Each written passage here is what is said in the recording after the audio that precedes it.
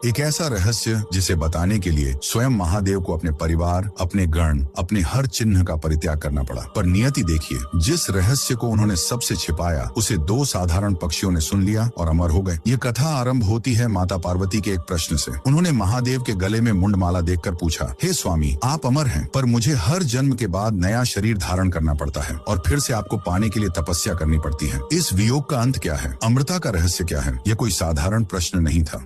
यह शक्ति का शिव से अपने अधूरेपन को लेकर किया गया सबसे मार्मिक संवाद था। इस गूढ़ रहस्य को बताने के लिए महादेव ने एक ऐसे परम एकांत स्थान को चुना जहां कोई तीसरा न हो, अमरनाथ गुफा। पर वहां पहुंचने से पहले उन्होंने हर साक्षी और हर बंधन को त्यागना शुरू कर दिया। पहलगाम में उन्होंने अपने प्राण प्रिय नंदी का परित्याग किया। चंदनवाड़ी में उन्होंने अपनी पहचान चंद्रमा को अपनी जटाओं से मुक्त किया। शेषनाग झील पर उन्होंने अपने वैराग्य के प्रतीक वासुकी नाग को उतार दिया और महागुनस पर्वत पर उन्होंने अपने पुत्र गणेश के मोह को भी छोड़ दिया। जब वे हर बंधन से मुक्त होकर उस गुफा में पहुंचे तो उन्होंने माता पार्वती को वह अमर कथा सुनानी आरंभ की। ये ज्ञान इतना गहरा और ब्रह्मांडीय था कि उसे साधारण चेतना से सुनना असंभव था। कथा सुनते सुनते माता पार्वती का सचेत मन शांत हो गया और वे योग निद्रा में लीन हो गयी। यह कोई साधारण नींद नहीं बल्कि एक गहरी ध्यान समाधि थी। पर महादेव को कथा के हर चरण पर हूं की ध्वनि सुनाई देती रही। उन्हें लगा कि पार्वती ही सुन रही हैं। वास्तव में उस गुफा में कबूतर के 2 अंडे रखे थे। कथा की दिव्य ऊर्जा और मंत्र ध्वनि से